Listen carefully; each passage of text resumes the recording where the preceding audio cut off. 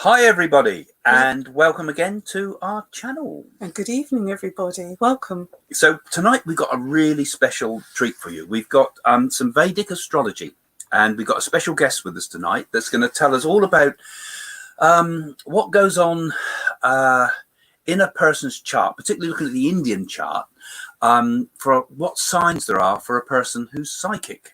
And she's going to be looking at my chart, Jane's chart. And don't forget, if you can please comment, even afterwards, hi there, Catherine. Okay, got some new ones coming in. Yeah, hi there. Yeah, if you can comment now when we're live and afterwards, our guests will come and answer some of your comments. Right. And you can find all the details about her in the description on this site. So there'll be the website links and everything like that. And discounts. And yeah, she's going to be giving you a special discount too for those of you that want to get your Vedic Indian astrology done. Isn't that exciting? Yeah, it's good fun, eh? Yeah. So yeah, it'll be an interesting evening. You know, I know a little. Oh, who's this one? I put my glasses. Nianine, thank you for joining us. And we've got a lot of the patrons here with us tonight. Those are the people that subscribe to the site and helped us to make this into a more exciting site India. like this. So from India. So we got great. Got people from India too, because that's is going to make it very interesting. So have your questions ready for our guest, because we'd be very interested to. Hiya, Linda. Thanks for joining us, folks. Don't forget, ask your questions. Try to keep them as precise as you can, if possible. Hi again, Kathy. That's nice to see an interesting portrait you have there. Yes, keep fairly precise. Hi, Agility. So keep your questions fairly precise as you can, and we can do all sorts with it. Hello there from Greece. So we're all over the place, aren't we? Yeah. Yeah. Oh, we've got Australia. Australia as well. What time of day must it be there? It must be the middle of the month. South Africa. Brandon from South Africa too. Blimey. And India. Word spreads, eh? So, and from California, of course. Denise, hi. Thanks for joining us. Beth, hi, Beth. Also from Florida. So we've got both sides of America here. And hi there, Levy. Don't know where you're from. I was from England. From England, maybe. We haven't said anybody from England yet. I've seen. Yeah. So Mears, hi, Mears. Yes, that's nice to see you. And Jane Harris. Oh, lots of from people Milan. Joining us. So buongiorno. From Milan. Oh dear, we got Italians because we got Domenico in the background doing the production behind the scenes. So we've got a lot of Italians working with us today. And Angela here from Munich. Gosh. Blimey. So we're all over the world tonight, and that's really interesting. Muscat, yes. And Washington. No, but we got the whole world covered, haven't we? I think we've even Surrey. And Surrey. Oh, Surrey. Only that's just down the road. And from California. So it's nice to see you all joining us here tonight. And I'm glad so many of you are interested in this topic. Well, let me introduce our guest. Our guest is Mili Mizi. All right, here we are. Have I got that right? Hi, yeah, and you're talking to us today from Toronto in Canada, I believe, isn't it? I am. It's a pleasure to be here. Thank you. Yeah, well, thanks for joining us, and thanks for doing this, because I know you were a patron, and you've also had a reading with me, which is kind of you. So it's nice that this managed to happen like this, because I know you've got a lot of interesting things to say, because we've spoken to each other a little bit before we've come online, but yeah, I'm going to be very interested. So today we're going to so first of all, tell us what do we mean by Vedic astrology? What would people take away with that? What do we mean by that, as opposed to Western astrology? And is it different? There is a difference. They say that Vedic astrology is the oldest system in the world. It dates back to, I believe, to 8500 BC. The simplest explanation for what the difference is we use what's called the sidereal system, and Westerns use the tropical. And sidereal is actually the real system, and we are off about a sign or a sign and a half. So what your rising sign would be in Western does not necessarily mean it will be the same in Vedic astrology. And what about your sun sign? Does that change between Western and Eastern astrology? It can. So sometimes you might be an Aquarian, or you might be a Capricorn, or we might shift. This is the shift of the equinoxes, I suppose, doing this, that they've taken account of here, I'm assuming. What about sunrise, sunset? And the rising sign changes. Yes, And these are important, of course, to astrology, aren't they? Both the sun sign and the moon, rising sign, and the planets and houses. Absolutely. Now, you showed me some charts, and I know a little bit about Vedic astrology, but not to be able to claim to be an expert. But they lay it out in a different way, don't they? Instead of having a sort of circular system like we have when you see a horoscope, they use a different system, don't they? Such as having a square sort of chart for where the planets go in. Would that confuse people a bit? And can you explain us a little bit about some of these ideas? It can confuse people. There is a chart used in northern and in southern India. And again, they look completely different. I use the northern, and really what it looks like, it's like a lotus flower.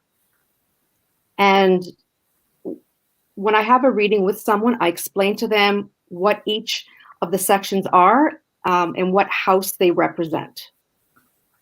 So the planets drop into each of these sort of squares, don't they? So this is the southern system you're showing us tonight, though, I think, isn't it? Northern. Northern. So it's northern Indian system. Okay. And then do things vary much between the two systems, between north and south? I mean, like, you know, do they put the planets in different positions in terms of, like we said, about it varies between east and west? Does there any variety between? Is it just the way they lay it out, or is there a different thinking behind it? It's just the way they lay it out. Every reader has their own preference. I learned on the northern, so I stick with the northern system. Mm-hmm. And what about us? What do you think then the whole thing about astrology is about, really? Why do we consult the stars? What's the point of it? You know, from your point of take on this, what do you think is the reason we need to look at a horoscope? Do we need it to find our potential? Are we looking at it to find our karma? Are we trying to look at it to see the future? What do you think is the biggest benefits that we can get from it? The biggest benefit is your purpose and living your life the way it should be led. A lot of people come for different reasons. Some people come for love, for career, for investments. But when you understand your chart, it acts as a roadmap, as a guide for you in life. So you understand why you do the things you do. It is the driving force in your life. Yeah, so there's a lot we can gain from it, isn't it? It's a bit like clairvoyance, really, isn't it? I mean, people come for all sorts of different reasons. Some come from spiritual reasons. And I'm always most interested in the people that come to see us for spiritual reasons, because I always find that's when, from a clairvoyance point of view, that's when the readings start to get very deep and interesting and more accurate, I find. So when we consult the charts, I mean, one of the things you're going to help us with today is I believe you've plotted Jane and myself. Plotted? Yeah. That phrase. Plotted. I suppose you plot a chart. What do you call it? You write a chart? You've done the analysis for Jane and myself. And we're going to look tonight, I believe, particularly at what constitutes the sort of the psychic type things in a chart, aren't we, this evening? Yeah. I mean, I seem to remember I had a chat with somebody before, and it's something's. If the planets are in sort of like in the 4th, 8th and 12th house, I remember somebody said to me, that kind of shows a lot of psychic ability. But I'm sure it's much, much deeper than that. And what have you got to say about that? What ideas you got here for us then? Well, it's a whole mix of things. Some of it has to do with your rising sign. And in that case, the zodiac signs that fall in certain houses have a big thing to do with it. The placement of your planets and where they're placed. There are what we call aspects. And basically what that means is one planet looking at another. And there's different placements that mean different things. And then what Vedic astrology has unique to them that the Western doesn't, and I particularly enjoy this, it's something called the nakshatras. A nakshatra basically is when you were born, there was a snapshot of the sky, and there were certain stars formed in the sky at the time of your birth. And this basically, it also helps plot what planets fall in what nakshatras. Right. So when I've been to India and I did all the remedies for the nadis and things like that I wrote about in my book, they would ask me for what is your star, right? So you have a star, don't you? Which is as opposed to just having a I'm an Aquarian, or you have your star. Yeah. And what's this business they have also about Rahu and Ketu? Those are two very things that are quite hard for a Westerner to understand, because they're not actually planets as such, are they? They're kind of well, you explain it. They're shadow planets. We call them shadow planets. In the Western, they have the North and the South node. So the North node is Rahu and the South node is Ketu. And basically, in mythology, Rahu and Ketu was some sort of a serpent or a dragon. And the head was cut off. So Rahu represents that head and Ketu represents that body. So Ketu represents the talents that we are born with, that come into this life with us. It's the places that we've been. It's the been there, done that sort of thing. Rahu is what we're here to learn. What is our destiny here? Yeah, so I remember when I did the nadis, they said certain negative aspects of Rahu, and I remember I had to do a particular puja to the snake gods, to the Naga. I'm very interested in the idea of the snakes come up so often in Indian stuff, and I'll go off on another direction, I suppose, but I'm interested in the idea of the snakes as the bringer of knowledge and possibly being from other dimensions. They talk about the lokas and things like that. But anyway, I'll be going off on other ideas. But so what can we sort of say about if a person is interested in psychic things and spiritual things? I mean, obviously psychic things are secondary. These are the siddhis, as it were, the psychic powers that come when a person's been on a spiritual quest. So I suppose the idea of psychic things, I'm assuming, and spiritual things must walk hand in hand in a person's astrology, in their birth chart. I presume that's quite important, isn't it? The spiritual aspects and the powers that come from that. Yes, the birth chart can also show you if it comes in the first half of life, if you're born with it, if it comes in the second half of life. It can also show you your potential in being a psychic and having gifts. So sometimes, just knowing that can give you that nudge to help you develop the skills.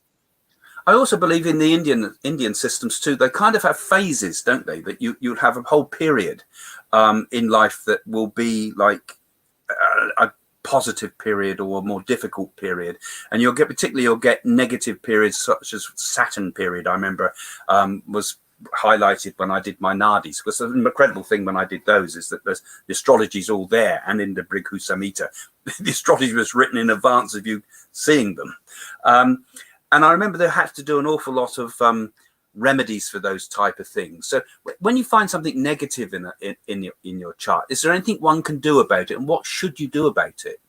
There are certain remedies. The remedies are dependent upon mainly the planets and how they affect you. Now, in Vedic astrology, those periods that you were talking about, they're called planetary periods.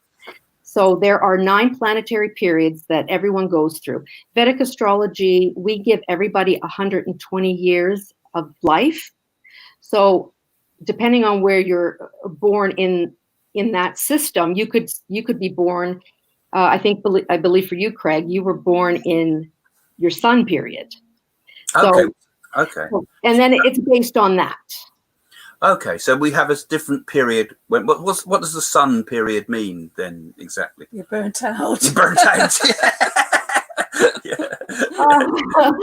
Well, that can happen because the sun is a hot planet and it can actually burn. It's your soul.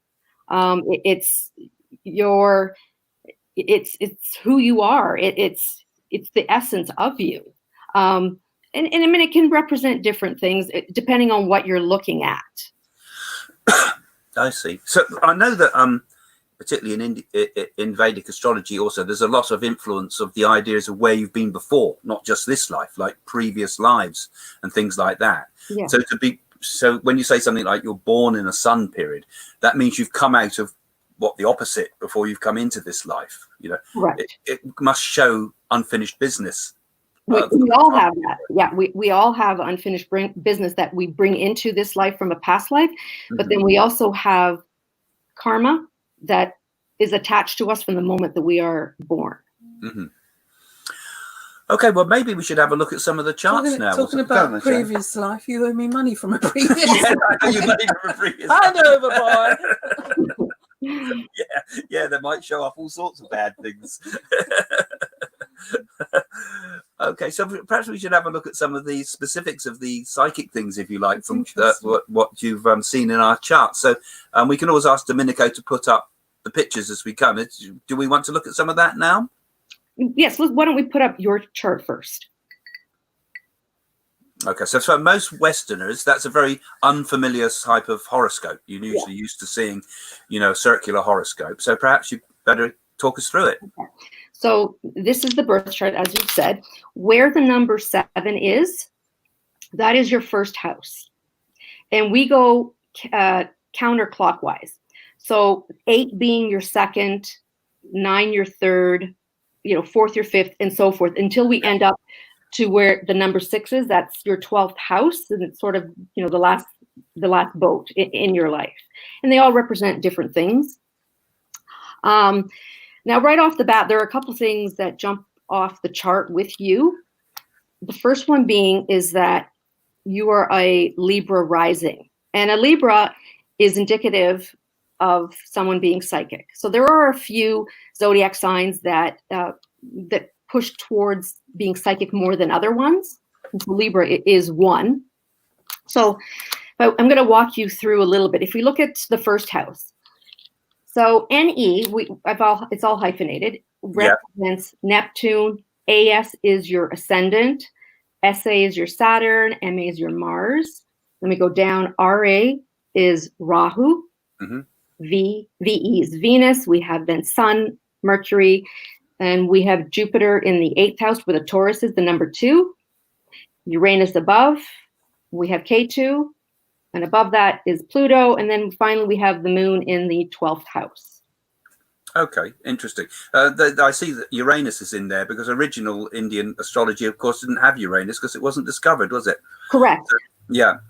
And sorry, go ahead. Yeah, go ahead. I was just going to say, I said it looks like my planets are very much focused in 2 main houses, aren't they, really?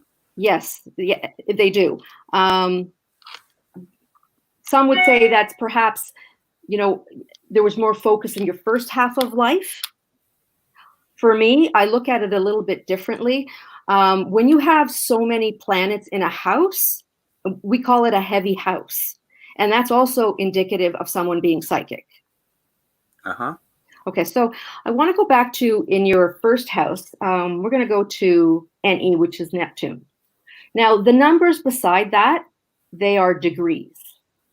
Now, every planet has 30 degrees in it. And this is just based off of calculations. Now, at the side of the numbers, we have some letters, and these are hyphenated for your nakshatras. So they all have different meanings. In Vedic astrology, we look more towards your moon sign as opposed to your sun. And for you, we find your moon in your 12th house, where 6 is. It's in Virgo. And you are in what's called the Uttara Purva, which is it's a nakshatra that is indicative also of being psychic. So the moon in the 12th house, that's one of your big indicators right there. Right, so that's quite important for a person to know the exact time of their birth, isn't it? Because the moon obviously changes very quickly through a horoscope over the evening. So that's why it's important that you get the exact right time of your birth. And they do make careful note in India because people know that how important that is. So some of those things there, how would that compare to other people then, or to Jane's horoscope in terms of similarities of things that represent psychic things there?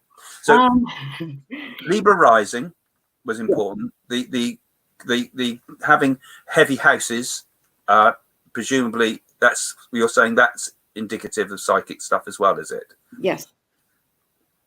And how does that compare with the other charts you've worked out? Okay, so if I look at Jane's, Jane has a very heavy house in the 12th house. As you can see, we have lots of planets in there. We have a lot of activity in Jane's chart. So she, again, like you, is a Libra rising. Her moon, we lost her in the 4th house. And that's also another indicator, moon in the 4th house.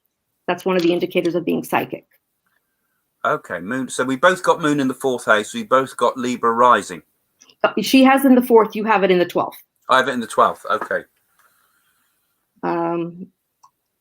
Did you want me to go on with this chart, or? Well, you can perhaps give us a comparison of the two, of what signs between the two are likely to show psychic type things, and any other ideas that people out there that are listening might find useful for their own charts if they have them done. Because, you know, I know you will be offering people a 15% discount on charts when they book it through the, they book it through the link in the description.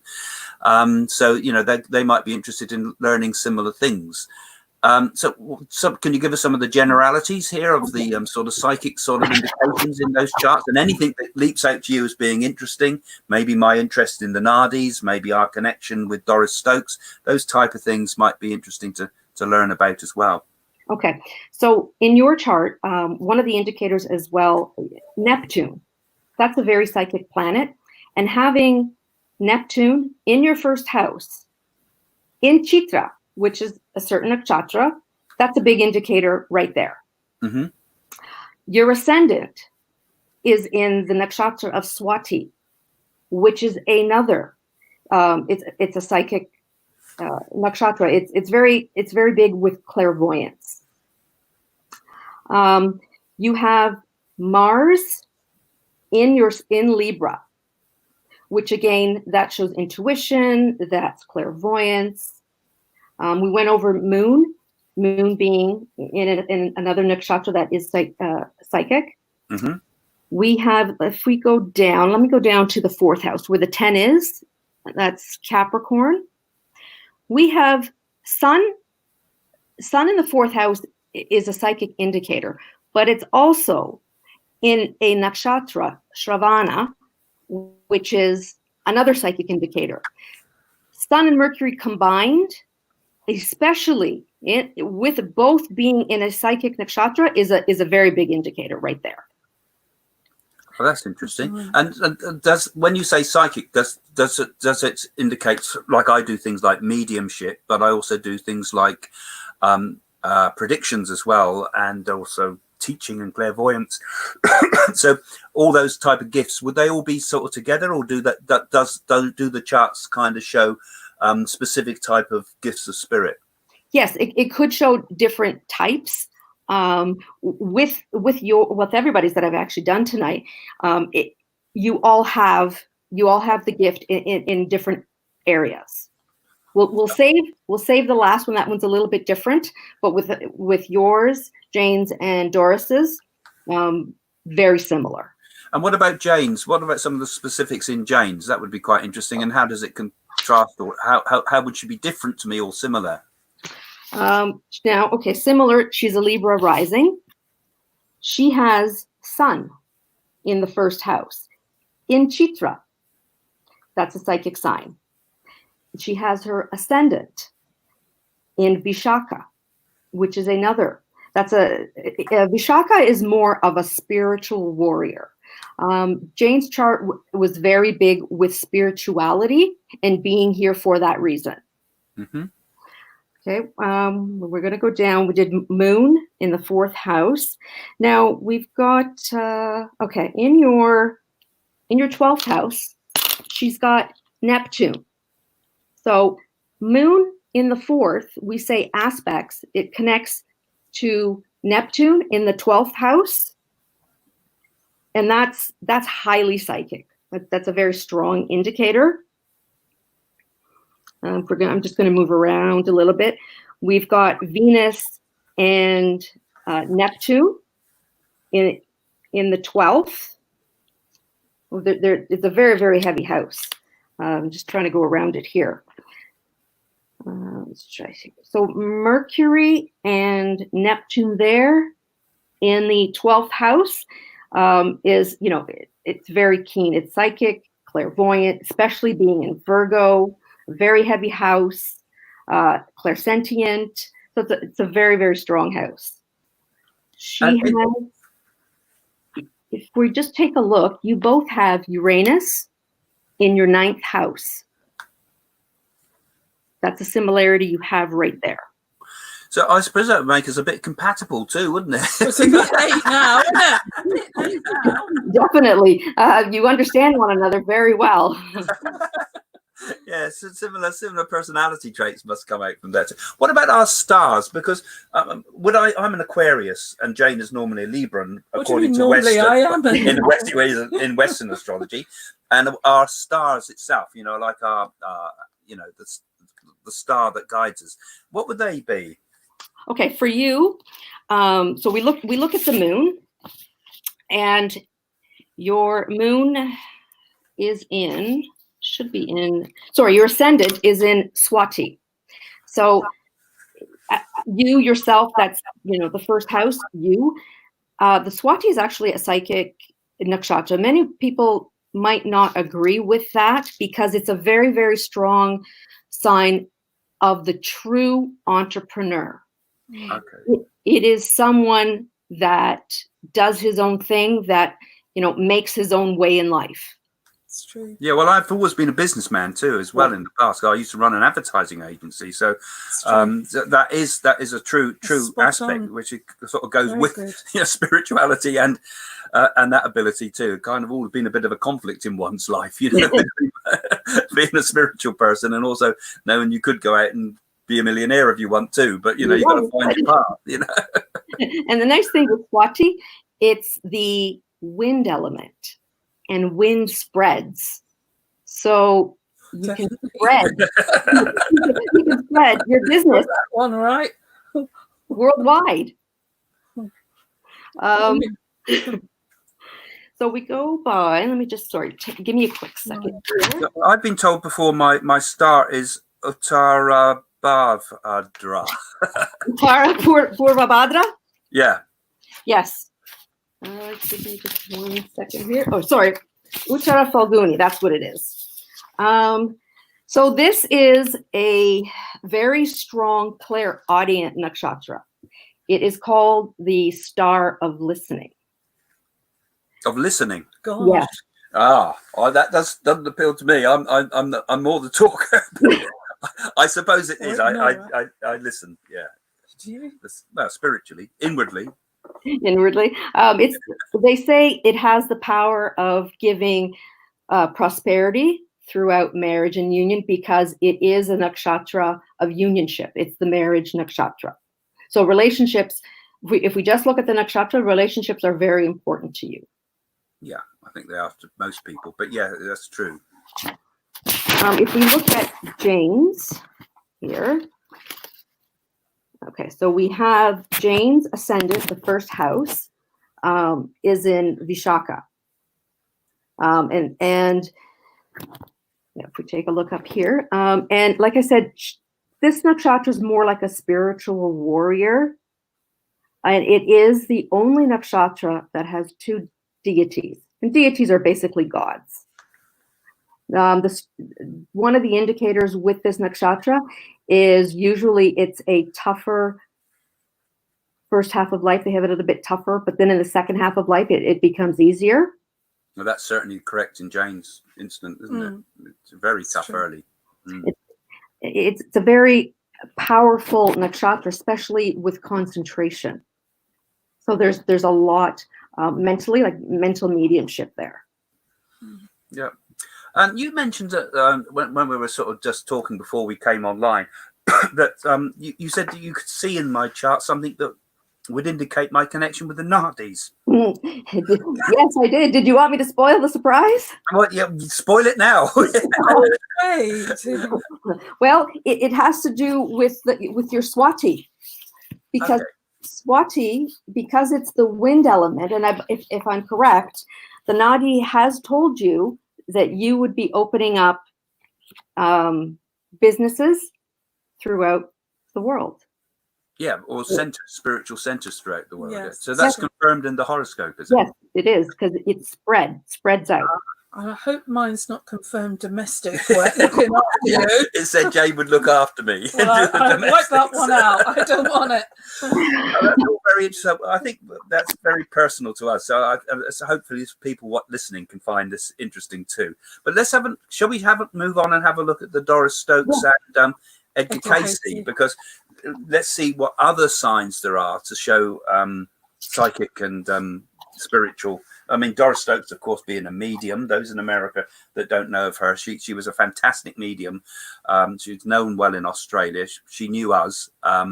And Edgar Casey, of course, we didn't know because he lived years ago. But he was a great prophet and saw the future, the sleeping prophet, a great healer as well. So they're slightly different, but also very spiritual. So it would be interesting to see what signs there are for both these two. Okay, so Doris Stokes first, it looks like. We have again a Libra rising. Ah. We have again. And her ascendant, like you, Craig, is in Swati. So we have that similarity. We have, and I believe you have, or Jane might have that in her chart. She has Ketu in the 8th house in Taurus. And with Ketu in the 8th house, it is very strong psychic abilities. It's mediumship. It's the astral world, especially that Ketu Rahu connection, because they are always opposite each other. So that link right there is an indicator. We have in her 10th house where the number 4 is, that's Cancer. Cancer is a very strong psychic sign. She's got Jupiter with Neptune, which is very strong. Mm-hmm. So we're seeing some patterns here between psychic people, aren't we? Yes. Again, Mercury and Sun in the 3rd house. 3rd house is communication. It's very strong. We have Mercury that's looking down to Uranus in the 5th house where 11 is. 11 is Aquarius. It's a very strong psychic sign. And with these two looking at each other, there's a strong interest in the paranormal. So that's interesting. And so the similarities between myself, Jane, and Doris Stokes, we all have similarities in our charts, which is interesting. And how about with Edgar Casey, too? Obviously, one of the great seers of the past.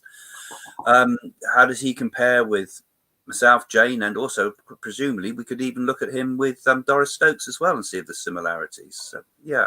Yes, his is a little different. It's quite interesting. He is a Leo rising. There are some great psychic people, leaders that are born in the Leo. Yogananda, he was also born. He's a Leo rising. Uh-huh. Okay, so first I want to draw your attention to where you see the number 1. That's the 9th house. We have the moon with Neptune in the house of higher knowledge. So when you've got those two combined in the 9th house, it's psychic and very spiritual. They're spiritual visions. And something interesting with Edgar Casey, back in the era of 1874 to 1887, that was considered a psychic phenomena area. And moon in the 9th house is very strong with dreams and visions. Of course, he was the sleeping prophet, wasn't he? He gave most of his remedies in a sort of a sleep-like somnambulist type of state. Yeah, he did. And interesting, where the number 12 is in the 8th house, he has his sun in Pisces in Uttara Bhadrapada. All three of those are psychic indicators. It's a very strong. So if we look at the 8th and the 9th, that is a very strong corner. Now, the sun and the moon are considered luminaries, and they're always drawn to one another. They will always look for one another in a chart. And you can see how powerful the 8th and the 9th house are. Very strong. And I also draw another, I want to draw your attention on this. If we go into the 1st house, if we look at Ketu, in the nakshatra of Purva Falguni, and most people wouldn't say that's psychic, no, but it's about rest, relaxation. It's relevant to sleep and dreaming. So he has reinforced this idea of clairvoyance, but also connected very much with the unconscious mind, I suppose, and the sleep state, which is very interesting. That should be consciousness. His consciousness comes from a different. His mediumship and his clairvoyance comes from a different way to the rest of us. Yeah, yeah, it's all there, isn't it? It's all there. Fascinating. Yeah, his ascendant as well is in Magha. And that is indicative of out-of-body experiences, lucid dreaming. So he's got it double in the 1st house. Yeah, interesting, eh? So each of these charts is all kind of showing similarities, but we see a difference in each personality here and the way they do things, really. Absolutely. Don't we? Well, just to let people know that you are available, aren't you, to be able to do personal astrology like Absolutely. this. And anybody that's interested, please. Have a look in the description, and also that so the Facebook address is coming up and the Instagram address, and there's also a website link, and you're going to be offering a 15% discount for people watching this video, so that's a nice little bonus for you. Okay. And you can also meet Mili on our Patreon system too, because she's one of the people that posts on our in the Patreon section. If those of you that are already patrons or want to become patrons, we can connect with each other that way. That's how we found each other in a way. So great. So, and don't forget, now we can start looking perhaps at some of your questions if you've got anything for Mili out there.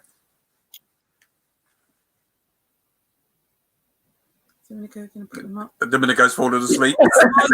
Where are you? All right, you and I just continue talking.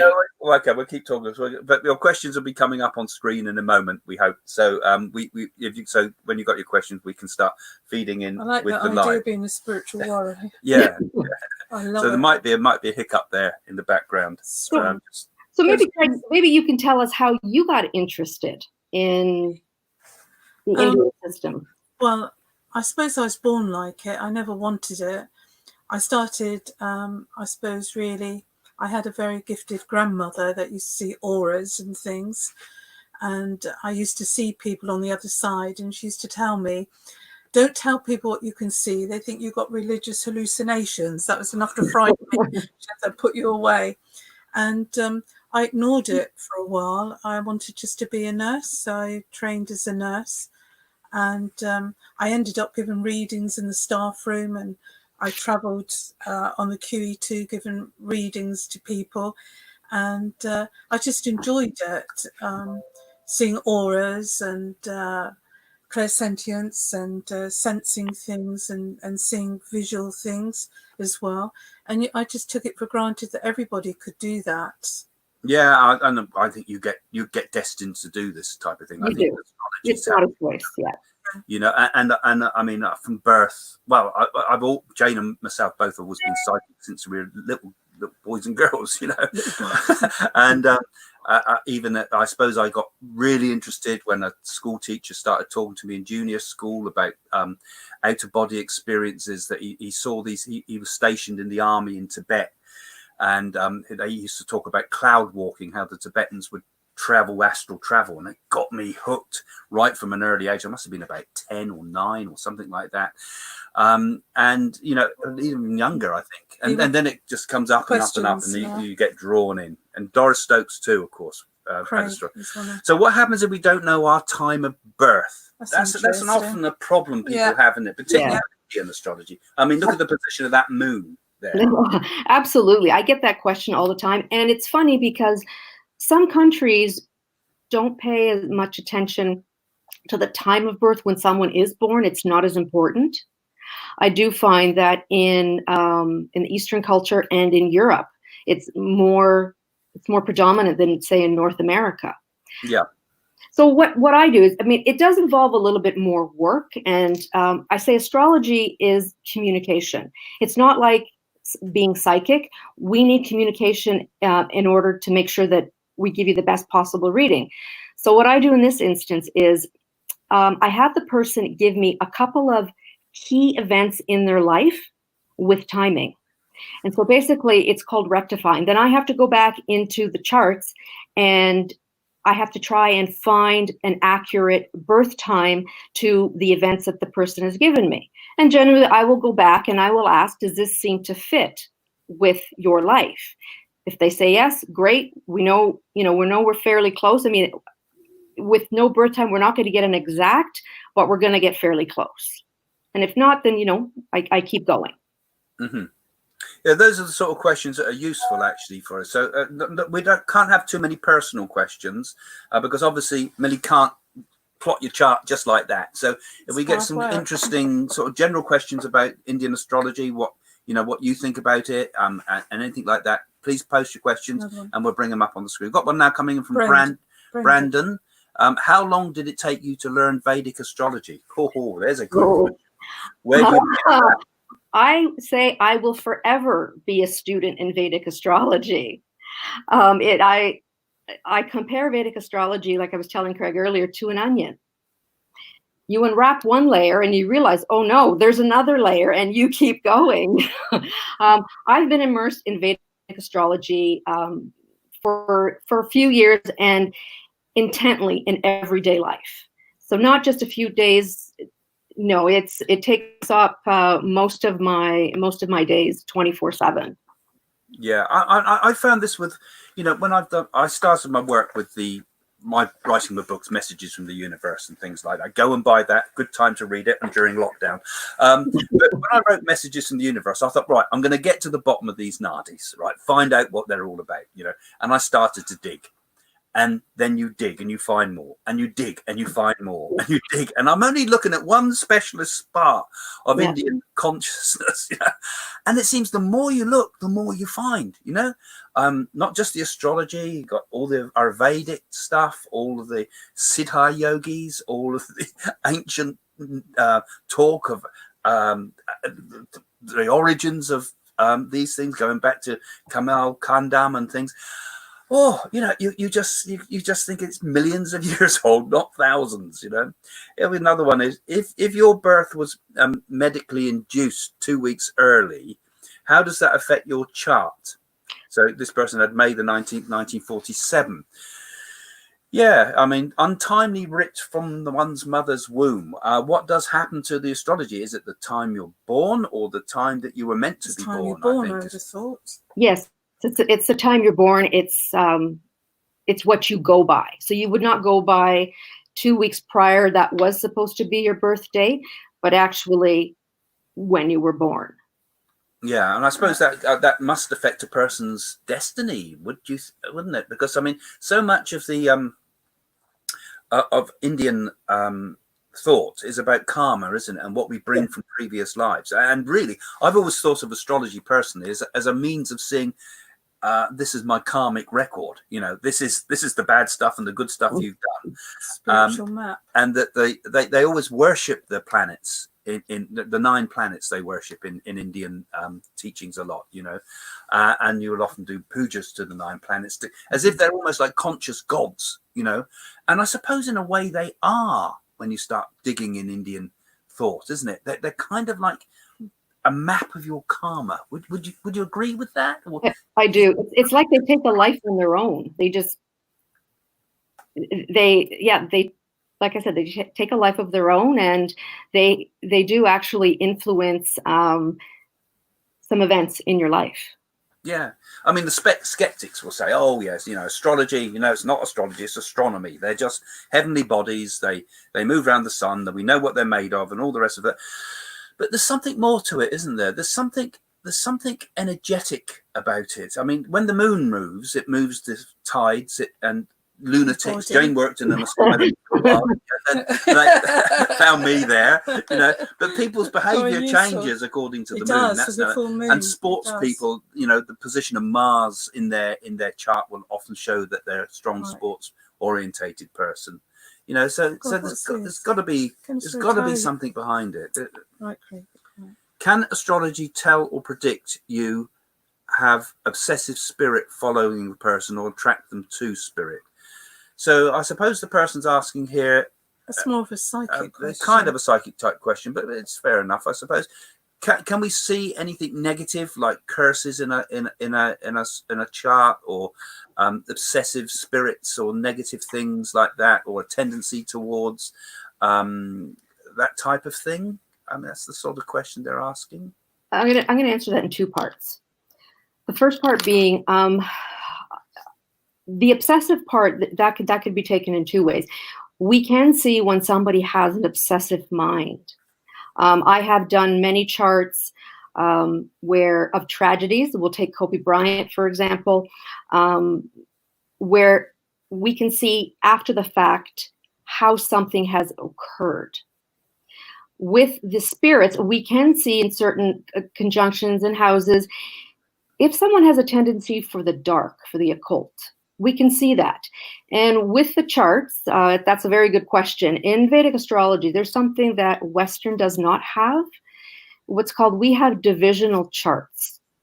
And if you look on the internet, they'll tell you there's 16 divisional charts. But in reality, there's many more. And depending on what you're looking for, we look at that chart. So if you're looking for illness, for cures, for karma, you would go to a certain chart. The birth chart gives you an overall view, but if you want more of an in-depth, then you go to a divisional chart.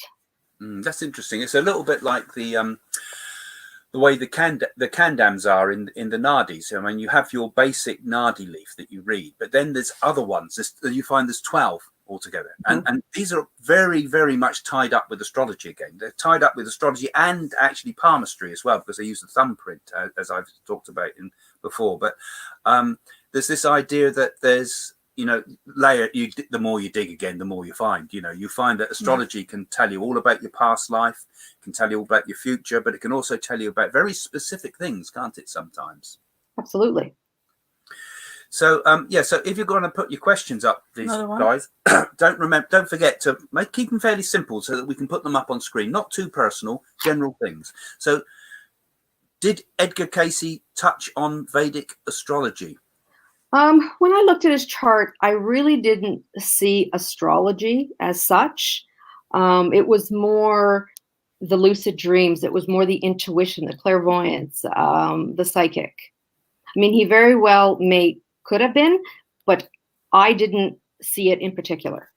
Yeah, he was quite interested in astrology in his life, and of course, particularly interested in at his time also with all the discoveries happening in Egypt, in the prophecies in the pyramids and prophecies for the future of the world. He spoke a lot about that, but he didn't really do it from an astrological point. It was more like his chart showed, didn't it? An intuitive sleep state that brought these things forward for him. His sun is in his 8th house, which does show an interest in that, definitely. But I don't see it as going further. It wouldn't have been his primary driving force. Really. Exactly. Yeah. It's quite interesting. So this is the lady who came from India, isn't it? So how accurate and successful are the astrological remedies, such as wearing gems or completing pujas? And they also have things like special flowers you use that you give remedies and things like that, don't they? And chants and mantras even can be suggested from it. So what's your take on some of that then, Mili? What sort of ideas do you have with that? Well, when we look at your chart, it's both the good and the bad. That's what Vedic astrology is. It doesn't just, give you the good. And depending on what it shows, there are certain mantras that are done on certain days. There's a certain number. There are many things that actually can be done. For example, for me, one of my more difficult placements is K2. And so I wear an amulet. And so an amulet can help with that as well. And I will say that since I've been wearing it, things have improved for myself. Yeah, this is like the remedies in the nadis again. I mean, they'll often suggest when we were looking at the Agastya Jiva Nadi, it gave us a whole series of flowers to give to the planets, and each planet has a different flower, and one does these flower remedies, as it were, with a mantra, and it clears the karma and makes the path easier. So I feel these things work because all of this is energetic, isn't it? It's all about energy, of some sort or another. So do you want to read it out, Jane? Well, yeah, you read it. Okay. What is special in Jane and Craig's moon, which made them mediums, as I see moon's role more in psychics, all related to mind? So I think this person's saying... Is he saying physics or psychics? I think more in... it could be physics or psychics. So he's saying that the moon, he's saying, is more connected with the mind rather than, I suppose, the more intuitive sense that comes from mediumship. Well, the moon does affect people. It did when I'd done psychiatric nursing and that. And also, isn't it when seahorses on the full moon? Yeah, all sorts of things happen in the world on the full moon, including all sorts of things, particularly to do with fertility. So how do you take that question? Well, it's a good question. The moon, yes, it is the mind. But when you think about it, where does the ability come from? It's in your mind. Is it the mind or the consciousness? I mean, they have all sorts of concepts in Indian thought: Sat, Chitananda, mind, consciousness. I think it's both. Yeah, it is. Yeah. So the moon is because we tend to, in the West, don't we? As you explained earlier, we take the idea as the sun as the main driving force in our astrology, where in India it tends to be the moon and the sidereal times that are taken as the main thrust. So they take a kind of a different emphasis, don't they? Really, yeah. And very similar in some ways to the difference between the Eastern way and the Western way, where the West is much more to do with dealing with the world out there, material, and the Eastern has the dealing with the world in here first, and really we need to get the best of both worlds. But it does kind of show the difference between the two systems. That's another one. Kathy. So that's an unusual question. Oh, it's interesting. No, it's a good question. Yeah, if women around the world gave birth at the same time and date, would their children all have the same chart reading? That's a good one. The answer is no, because when we do a chart, we also I need to have their place of birth with their time of birth. So if they're born in different places, that gives a different chart reading. And that's quite radical, isn't it? Between where you're born. What about twins, though? I mean, if they're born moments apart, or supposing they were born simultaneously by cesarean birth, I mean, we'd pretty much bar a few seconds have two people with the same chart, wouldn't we? And yet twins do have different lives. Do you think those strange coincidences with twins then, for example, might be astrological? Probably some of it is, but with twins, we don't look at then the birth chart. We look at another chart, and that is specifically for that reason. And then they thought that through then. Oh, yeah, they have. Wow, but a special chart just for twins. Yes.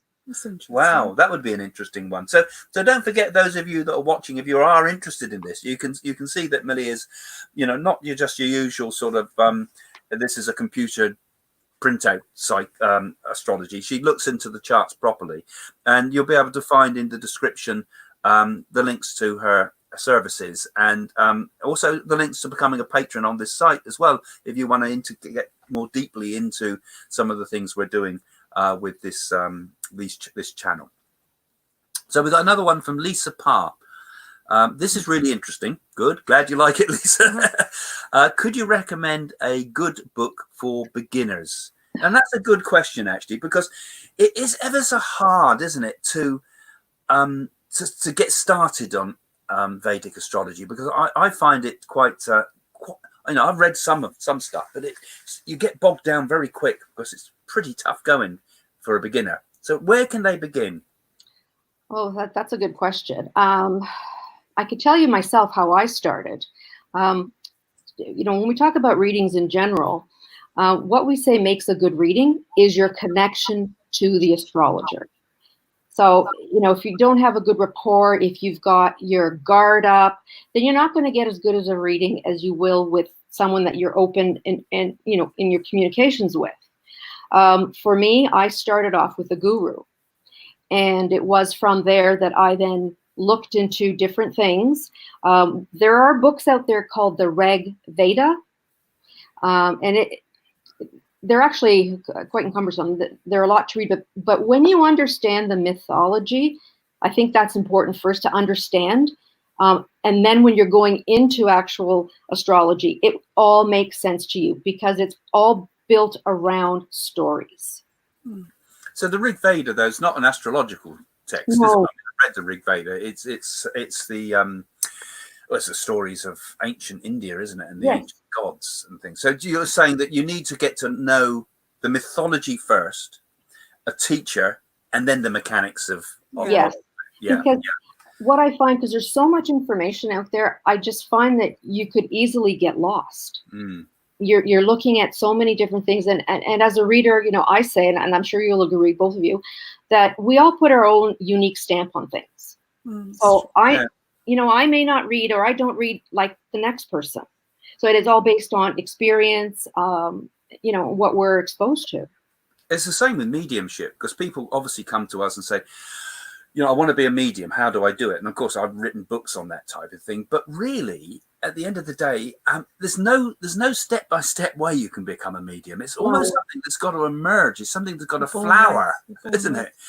And I think from what you're saying, it's very similar, wouldn't you say? Vedic astrology. What guru did you follow, Mili? Well, I started off actually in Bali. So I started with him, and I did follow for a while Sadhguru Guru. Yes. So I practiced maybe some of his teaching. I've now started with Sharavana Baba. Oh, good. And you know what? You will find in your journey that you change. So teachers are brought into your life for a reason. Just because one is brought in doesn't mean you're going to stay with that person. That teacher can take you to another teacher, and so forth. Yes, I agree with that. I always feel like I've said it before. I come into this world as a pupil, and I want to go out of this world as a teacher. So you tend to go through the classes with the different teachers. And it might be many incarnations that you're meant to see that guru. Yeah, sometimes they come back again round about next life. They come round and give you another kick. I've actually had Sai Baba in my meditations. Oh, that's interesting. So you're interested in the Sai Baba aspect of things as well. That's good. Yes. We met Sai Baba, didn't we? Yeah. I mean, when I was in India, when I went to India recently, and I went to Sharavanas, many of the pujas and things, and the havans where they do the fires and things, all done in accordance with the planetary alignments at the time. I mean, they treat astrology in India as part of everything in life. They don't live superstitiously by it, but it almost gives you a guide. They see things in a different sort of time to us, don't they? In a different way. It's wonderful, and I can imagine learning the astrology like this in India must be an awe-inspiring feeling, because you get the sense of the presence of the planets. So okay, another nice question here. From time to time, there are news reports of a new planet. This is Planet X and the rest of it, and they're talking about. Does Vedic astrology include planets that are not yet discovered? And that I know something about this myself, but this is a very interesting one. What do you think about this one? Well, Vedic astrology typically don't even use the three outer planets, Uranus, Neptune, and Pluto. However, I have found using them brings some extra insight. So, which is why I've started including them recently. So, as far as new planets are concerned, no, it's not something that they would look at. But then, when you look back, you were interested in Yogananda, you mentioned him, but his teacher Sri Yushthira believed that the sun was part of a binary planet system, that there was a second sun, and it's quite interesting actually, because maybe we are a binary star with something like, I think it was Alpha Centauri would be our closest star, is it? I can't remember now. But he seems to think that we will discover one day that the two suns are kind of following around each other. And this accounts for the yugas, you know, these great, vast levels of time that the ancient Indian texts talk about, these astrological periods of hundreds of thousands of years that change. And it may be that those two suns orbiting each other and then orbiting the center of the Milky Way, where probably there's a black hole or something there that holds it all together. These orbits were worked out by the ancients, and most of astrology that we have left now is the remnants of what was there before, you know. So we can't probably answer the questions, but it certainly makes you think, you know. It does. Yeah. So we're going to last questions now, folks. So we're going to be coming to so yeah, and don't forget to like and share this video if you would, because if you share this video on Facebook and you share this video with other people and you give it likes and you put plenty of comments, it means we can get these sort of stories that we're talking here today out to more people, and more people can benefit from this and learn from it. Because, you know, we're trying to do things, we're trying to get sincere people talking with us and get some interesting ideas stimulated from these while watching these videos. So the more you help us, the more it helps the whole movement that we're kind of creating here, and it helps the world in general, doesn't it? And if you want to become a